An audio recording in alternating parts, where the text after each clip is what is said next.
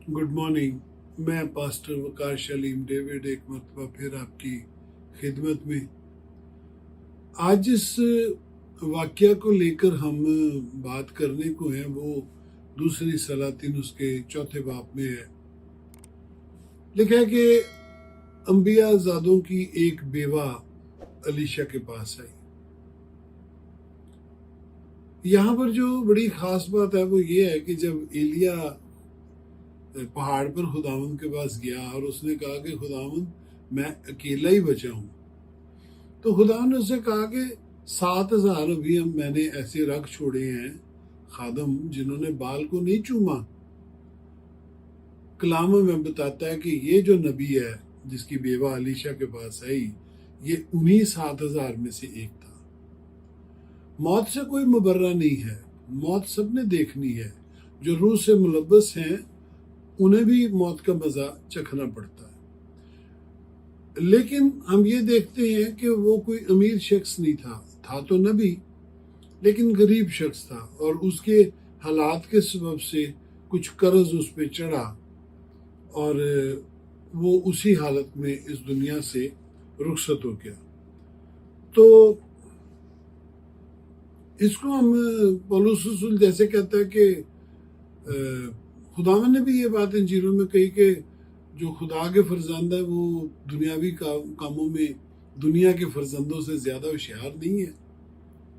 सो वो जो नबी था वो कुछ कर्ज की हालत में मरा और अब जो कर्ज खा है वो उसकी बेवा के पास आया कि अपना कर्ज वसूल करे। यहाँ पर जो हमें पैगाम मिलता है वो ये मिलता है कि जब ईमानदारों को मुश्किलात हों तो वो अलीशा जैसा खादम ढूंढें और उससे जाके मशवरा करें कि मैं क्या करूं। वो बेवा जो थी वो अलीशा के पास आई और अलीशा ने बड़े ध्यान से उसकी बात सुनी और वो उसको बताने लगी कि कर्ज खा आया है ताकि अब मेरे दोनों बेटों को ले जाए, क्योंकि मेरे पास तो कुछ है नहीं। एक कुप्पी में थोड़ा सा तेल है, एक प्याले में थोड़ा सा तेल है और वो बस वही है और तो कुछ भी नहीं है। और ये बात उसने तब कही जब अलीशा ने उसे पूछा कि बता मैं तेरे लिए क्या करूं, तेरे पास क्या है। तो उसने बताया कि एक तेल, थोड़ी से तेल के सिवा कुछ नहीं है। जिस तरह का उस नबी का ईमान था और जिस तरह का बेवा का ईमान है, अगर ये तेल भी ना होता तो भी खुदा की मदद उनके लिए आ जानी थी। लेकिन होता क्या है, होता ये है कि खुदा चाहता है कि जो कुछ हमारे पास है हम उसी को मौजज़े के लिए इस्तेमाल करें। बेवा ने उससे बताया कि उसके पास तेल है थोड़ा सा। अलीशा बहुत खुश हुआ।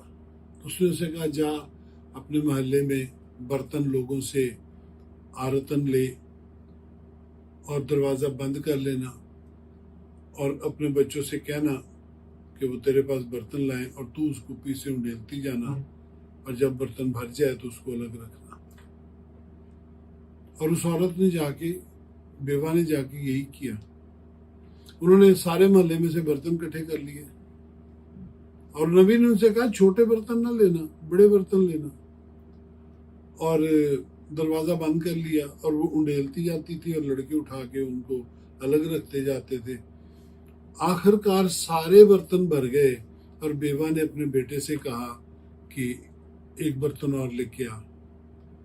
और उसने कैसे जवाब दिया खुदावंद की कुदरत का। उसने कहा अब तो कोई बर्तन रहा ही नहीं। हालेलुया। मेरा दिल जोश से भर जाता है जब मैं ये पढ़ता हूं कि उसने कहा अब तो कोई बर्तन रहा नहीं।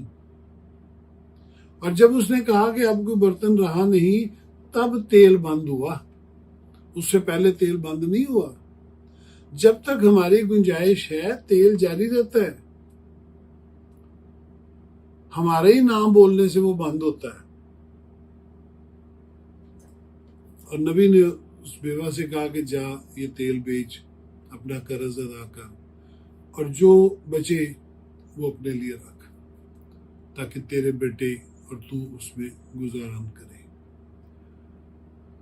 اس بات کی بہت اہمیت ہے کہ آپ کے گھر میں کیا ہے، آپ کا ایمان کیا ہے، مشکل کے وقت آپ جاتے کہاں ہیں، اپنے عزیزوں کے پاس، دنیا دار لوگوں کے پاس جو آپ کی ضرورت میں اول تو کام آتے نہیں، اور اگر آتے ہیں تو بعد میں تانا دیتے ہیں، تسلی نہیں دیتے، حوصلہ نہیں دیتے، اور شرمندگی کے سوا ہماری زندگی میں کچھ آتا بھی نہیں ہے۔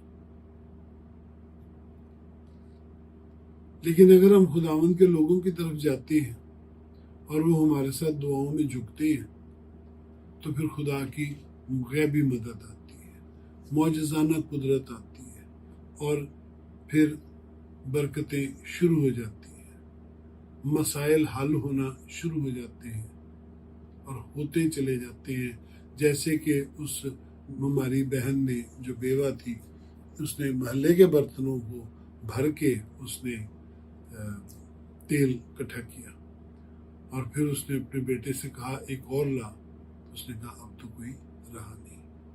کتنا اچھا ہے میں اور آپ ہم سب اسی طرح کا ایمان رکھیں، مشکل آئے خدا کا بندہ ڈھونڈے، جیسا وہ کہے ویسے کریں، اور سب سے خاص بات اپنے ایمان کو محفوظ رکھیں۔ اپنے ایمان کا اظہار ہم اپنے اعمال کے ساتھ کریں۔ اس کو بڑی مصیبت تھی، اس نے کہا میرے بیٹوں کو قرض خواہ لینے آیا، غلامی سے بچ گئی، وہ اس کے بچے غلامی سے بچ گئے۔ ہم بھی اگر یہی طریقے اپنائیں تو نہ صرف ہم قرض اور گناہ سے بچتے ہیں بلکہ ہماری اولاد بھی بچتی ہے۔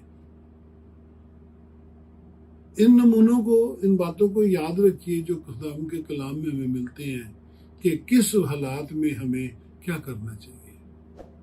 ایسا کریں، آپ خوشی بھی پائیں گے، بھلائی بھی پائیں گے اور برکات بھی پائیں گے۔